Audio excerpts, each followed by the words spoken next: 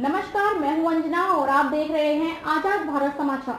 आइए शुरुआत करते हैं आज की खास खबर से।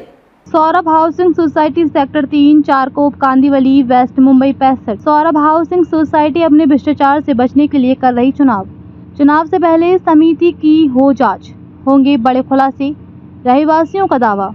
सौरभ हाउसिंग सोसाइटी के रहीवासी ने सौरभ हाउसिंग सोसाइटी के ऊपर कई गंभीर आरोप लगाए हैं। शिकायतकर्ता के मुताबिक इलेक्शन होकर 7 साल गुजर गए लेकिन अभी तक इलेक्शन नहीं हुआ, मतलब 2 साल तक बगैर इलेक्शन की समिति चलाई गई, जिसे लेकर उन्होंने सौरभ हाउसिंग सोसाइटी से कई दस्तावेज और डॉक्यूमेंट मांगे, लेकिन समिति के पदाधिकारी देने से साफ तौर पर इनकार कर दिए और छुपे तौर पर उन्हें धमकी भी दे रहे हैं। जानकारी है कि उनके परिवार पर भी दबाव बनाया जा रहा है ताकि वे डॉक्यूमेंट न मांगे। शिकायतकर्ता ने बताया कि 19 फरवरी को उसने इस मामले को लेकर एक अर्जी दाखिल की थी, जिसके एवरेज में जाँच और कार्रवाई तो हुई नहीं बल्कि उल्टा 4 मार्च को समिति को चुनाव रख दिया गया। अब ऐसे में सवाल ये उठ रहा है कि जब समिति पूरी तरह से खंडित हो चुकी है और 2 साल बगैर चुनाव का चल रहा है, बगैर सहमति चुनाव कैसे रखा गया। सूत्र बताते हैं कि रीडेवलपमेंट को लेकर समिति बहुत बड़े भ्रष्टाचार को अंजाम दे रही है। आनन फानन में चुनाव करके पदाधिकारी बिल्डर के साथ साठगांठ कर मोटी रकम कमाने की फिराक में है, जिसे लेकर अब अस्थायी और रविवासियों ने अपनी आवाज बुलंद की है। जो शिकायत पत्र हमारे हाथ लगे हैं उसमें सौरभ हाउसिंग सोसाइटी के 6 रहवासियों ने अपना सिग्नेचर करके अपनी नाराजगी व्यक्त की है।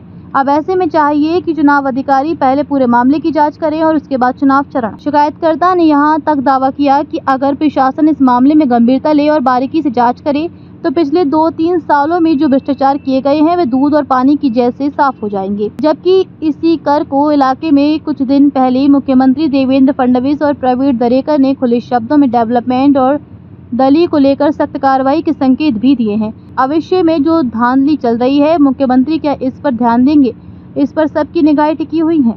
मुंबई से आजाद भारत समाचार के लिए अजित कुमार सिंह की रिपोर्ट। अगर वो इतना यहाँ पे आकर अनाउंसमेंट कर चुके हैं तो यहाँ पे अगर 100 सोसाइटी में 90 सोसाइटी इसी तरह से अगर चोरियां कर रही है तो इसकी जांच हर सोसाइटी की तरफ से होनी चाहिए और बाकायदा वहाँ पे एक अलग शासन लागू करना चाहिए कि भाई अगर वो उस तरह का शिकायत आ गई है तो वहाँ पे क्योंकि माड़ा के लिए बैंड्रा और बैंड्रा ईस्ट की तरफ खेरवाड़ी की तरफ एक अलग एक वहाँ पे बिठाया गया है कि अगर कोई भी कंप्लेंट है, अगर कोई अलग हिसाब से माड़ा का ऑफिसर या कोई भी अगर एक रिश्वत लेना चाहता है या उसके ऊपर कंप्लेंट करने के बाद इग्नोरेंस आ रहा है तो वहाँ पे जिस तरह से बिठाया गया है उसी तरह से हम चाहते हैं। और हमने सुना भी था एक 3-4 साल पहले जब कोई नए एक पुलिस ऑफिसर आए थे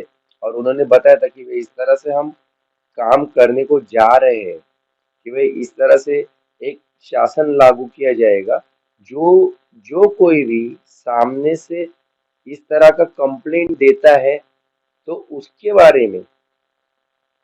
बारे में और जानकारी हासिल करने की योजना वहाँ पे तय की जाएगी। अगर फडणवीस साहब ने इस तरह का अनाउंसमेंट किया है तो आगे जाके इसी तरह से कार्रवाई होनी चाहिए। सौरभ हाउसिंग सोसाइटी को लेकर आपकी राय क्या है और क्या कहना चाहते हैं? सौरभ हाउसिंग सोसाइटी जो सोसाइटी नंबर 383 है, सेक्टर नंबर 3 में स्थित है, उसके बारे में हम ये चाहते हैं कि जो लोग अभी तक शासन करके बैठे हैं और जो लोगों ने वहाँ पे जिस तरह से पैसे का एक व्यभिचार किया है उसकी तरफ ध्यान दिया नहीं, क्योंकि वो पूरा का पूरा सोसाइटी के जो प्रामाणिक और एक अच्छे नागरिक या वहाँ पे जो मेंबर बन के बैठे हैं उनका पैसा है और वो अपने हिसाब से वो खा रहे। हम ये चाहते हैं कि उसके बारे में जांच हो जाए और जांच होने के बाद उसके ऊपर उस तरह का फैसला किया जाए। मेरा नाम अतीरथ सोनैया है। मैं Saurabh society sector 3 Charkop Kandivali west में रहता हूँ।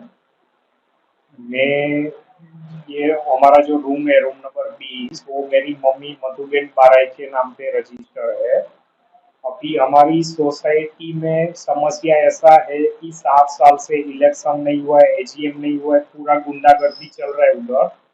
तो उसके रिलेटेड हमने 19 फरवरी को इनको लिखित शिकायत दर्ज की थी कि हमको ये सब एजीएम मिनट्स बुक बाकी सब रिपोर्ट चाहिए सोसाइटी में क्या चल रहा है, क्योंकि 7 साल से इलेक्शन नहीं हुआ है, जबकि एज पर द लॉ 5 साल में इलेक्शन होना चाहिए। अभी ये कमिटी क्यों है वो भी मालूम नहीं, पूरा जो भी गुंडागर्दी चल रहा है, तो उसके रिलेटेड हमने उनसे डॉक्यूमेंट्स मांगा था 19 फरवरी। अभी 19 फरवरी को डॉक्यूमेंट मांगा तो वो बेस पे उनको 15 दिन में वो डॉक्यूमेंट प्रोवाइड करने थे, जो कि प्रोवाइड करने के बदले मुझे वर्बली मिला गया अनऑफिशियली और डांट धमकी दिया गया कि ये कुछ डॉक्यूमेंट है नहीं, आप कुछ भी आगे बढ़ना मत, नहीं तो समस्या होगी। और वही बेस पे अभी 7 साल से इलेक्शन नहीं हुआ था, उन्होंने रास्ता क्या निकाला, सीधा मेरा 19 फरवरी का कंप्लेन था, वही बेस पे उन्होंने 4 मार्च को इलेक्शन डिक्लेयर कर दिया। इलेक्शन डिक्लेयर क्यों किया, ताकि उनके पास एक एक्सक्यूज रहे कि भाई अभी तो इलेक्शन का टाइम है, उसके लिए हम डॉक्यूमेंट नहीं दे पा रहे। सो वो बेस पे 8 मार्च को 4 मार्च को इन्होंने इलेक्शन डिक्लेयर किया, वो बेस पे हम लीगली सब कार्यवाही करने वाले थे। बट 8 मार्च को अनफॉर्चुनेटली मेरे पापा का डेथ हो गया। सो ये लोग इतने गए गुजरे हैं कि वो सिचुएशन का भी फायदा उठाते हुए जब उनको मालूम पड़ा कि ये सिचुएशन है, तो एज पर द हिंदू अपना जो भी रीति रिवाज ये रहता है जो अंतिम क्रिया का, सो उन लोगों को मालूम था कि भाई अभी ये जाने वाला है, मतलब जो पापा का नवमी था, सो उस दिन 16 मार्च को मैं जाने। खबरों में अब तक के लिए बस इतना ही, फिर होगी आपसे मुलाकात ऐसी एक खास खबर के साथ। तब तक के लिए नमस्कार और देखते रहिए आजाद भारत समाचार।